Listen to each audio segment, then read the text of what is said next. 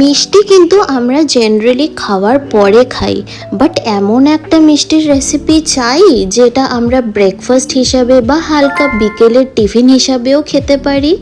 তো বন্ধুরা, welcome back to my channel Payel tasty travel. আজকে কিন্তু তোমাদের জন্য ঠিক এমনই একটা রেসিপি আমরা নিয়ে এসেছি, যেটা তোমরা সকালের ব্রেকফাস্ট হিসাবেও খেতে পারো বা বিকেলের হালকা ফুলকা টিফিন হিসাবেও খেতে পারো। আর অনেস্টলি বলছি, এটা খেতে কিন্তু দারুণ হয়। আর এই রেসিপিটার নাম হচ্ছে মিষ্টি ঘি ভাত। আসলে আমরা মিষ্টি খুব একটা তো খেতে পারি না, আর আমরা যে ব্রেকফাস্ট হিসেবে খাবো সেটাও আমরা ভাবতে পারি না। এই রেসিপিটা কিন্তু তোমাদের পুরো ওই ধারণাটা ভেঙে দেবে। তো দেখা যাক আমাদের এই মিষ্টি ঘি ভাত কীভাবে বানানো হয়। প্রথমে তো আমরা 3 টাইপের ড্রাই ফ্রুটস নিয়ে নিয়েছি, কাজু, কিশমিশ আর শুকনো নারকেল। আর এমনি টাইপের শুকনো নারকেল তোমরা যে কোনো অনলাইনে কিন্তু পেতেই পারো, ব্লিঙ্কিট বা বিগ বাস্কেটে পেতে পারো। জেনারেলি একটুখানি নারকেলটা বড় থাকে, ওটাকে কিন্তু আমাদেরকে ছোট ছোট পিস হিসেবে কেটে নিতে হবে। আর আমরা কিন্তু গোবিন্দভোগ চাল নিয়েছি আর সোনামুগ ডাল নিয়েছি। তারপর আমরা একটা কড়াই নেব, কড়াইটা কিন্তু একটুখানি গরম করে নেব। গরম করে নেওয়ার পর আমরা ওর মধ্যে কিন্তু ঘি দিয়ে নিলাম। এবার তোমরা পরিমাণ হিসেবে ঘিটা নিও। আমরা এখানে 2 চামচ কি 3 চামচ ইউজ করেছিলাম। তারপর এর মধ্যে আমরা যে ওই ছোট ছোট শুকনো নারকেল কেটে রেখেছিলাম ওর মধ্যে কিন্তু নারকেলটা দিয়ে দিলাম। তারপর এটাকে কিন্তু আমরা ভালো করে ভেজে নিচ্ছি। এই সময় একটা দারুণ সুইট একটা স্মেল আসে, যেটা তোমার ঘিয়ের তো একটা দারুণ গন্ধ হয়, প্লাস তোমার এই নারকেলের একটা মিষ্টি গন্ধ বেরোয় না, এত সুন্দর লাগে মানে কি বলবো। যাই হোক, আমাদের একটুখানি নারকেলটা ভাজা হয়ে গেলে ওর মধ্যে কিন্তু আমরা কাজুটাও দিয়ে দেবো। তারপর আবার এটাকে কিন্তু আমরা ভালো করে নাড়িয়ে চাড়িয়ে নিচ্ছি। তোমরা চাইলে কিন্তু এর মধ্যে আলমন্ডসটাও ইউজ করতে পারো, খেতে খুব ভালো লাগে। হ্যাঁ, কিন্তু গোটা আলমন্ডস দেবে না, আলমন্ডসগুলোকে একটুখানি কেটে কেটে দিতে হবে। এখানে কিন্তু দেখতেই পাচ্ছ আমরা গোটা কাজু দিইনি, আমরা কিন্তু কাজুগুলোকে একটুখানি ভেঙে নিয়েছিলাম। তারপর আমরা এর মধ্যে দিয়ে দিলাম কিশমিশগুলো। আবার এটাকে কিন্তু আমরা ভালো করে নাড়িয়ে চাড়িয়ে নিচ্ছি।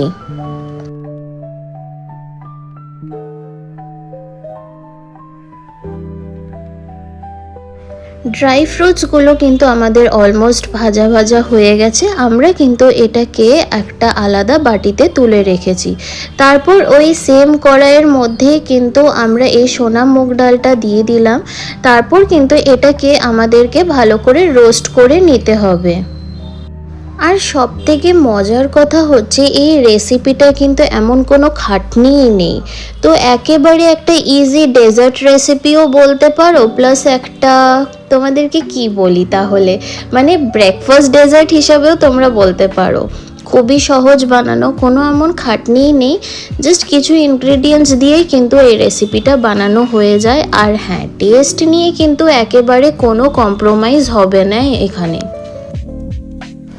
মুগ ডালটা কিন্তু আমরা ভালো করে রোস্ট করে নিয়েছি। তারপর চাল আর যে মুগ ডালটা আছে আমরা কিন্তু এটাকে ভালো করে ধুয়ে নিয়েছি। এবার আমরা একটা প্রেসার কুকার নিলাম, আর প্রেসার কুকারের মধ্যে কিন্তু যে আমরা চাল আর ডালটাকে ধুয়ে রেখেছিলাম এর মধ্যে কিন্তু আমরা এটাকে দিয়ে দেবো।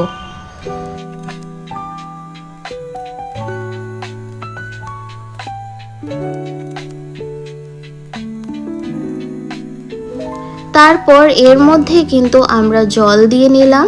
আর জল দিয়ে দেওয়ার পর এর মধ্যে আমরা দিয়ে দিয়েছি ঘি। হ্যাঁ, একটুখানি আমরা এটাতে বেশি করেই ঘি দেব, তাহলে কিন্তু টেস্টটা আরও ভালো হয়। আর যে আমরা ঘিতে ড্রাই ফ্রুটসগুলো ভেজে রেখেছিলাম এর মধ্যে কিন্তু আমরা ওটাকে দিয়ে দিলাম।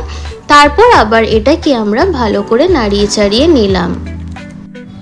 আর যে কোনো মিষ্টির ফ্লেভারটা এনহ্যান্স আরও বেশি হয় যদি আমরা এর মধ্যে দিই 1 চুটকি নমক।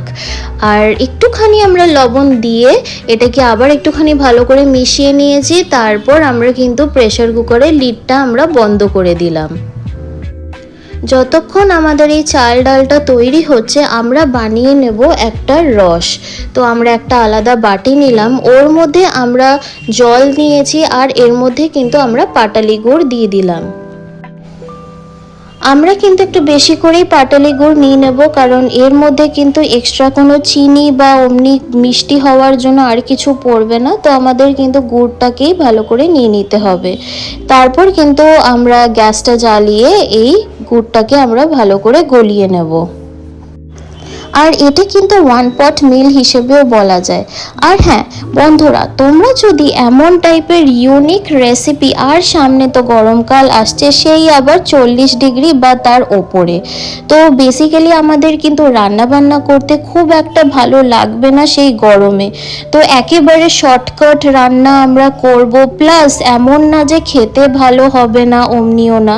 তো ওর জন্য কিন্তু তোমাদেরকে এই চ্যানেলটা সাবস্ক্রাইব করে নিতে হবে আর বেল আইকনটা প্রেস করে নিতে হবে, তাহলেই তো এমন টাইপের দারুণ রেসিপি তোমাদের নোটিফিকেশনে পৌঁছে যাবে। প্রেসার কুকারটা খুলতেই তোমরা দেখছো যে ভাত আর ডালগুলো কি ঝরঝরে হয়েছে। তারপর কিন্তু ছাঁকনির সাহায্যে আমরা যে রসটা তৈরি করেছিলাম এর মধ্যে কিন্তু আমরা দিয়ে দেব, দিয়ে তারপর এটাকে আমাদেরকে ভালো করে মিক্স করে নিতে হবে।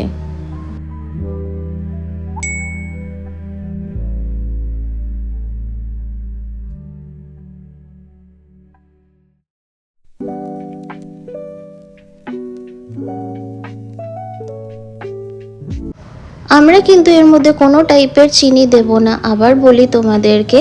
আর দেখতেই পাচ্ছ যে কিছুক্ষণ পর কালারটা কি সুন্দর এসে যাচ্ছে। তারপর কিন্তু আমরা এর মধ্যে এলাচের গুঁড়ো দিয়ে দিলাম, তারপর এর মধ্যে আবার দিয়ে দিলাম আমরা ঘি।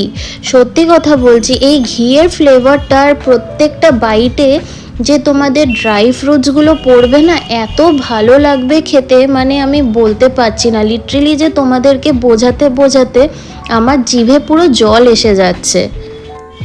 যাই হোক, আমরা এলাচ গুঁড়ো দিয়ে কিন্তু আবার এটাকে ভালো করে মিক্স করে নিয়েছি।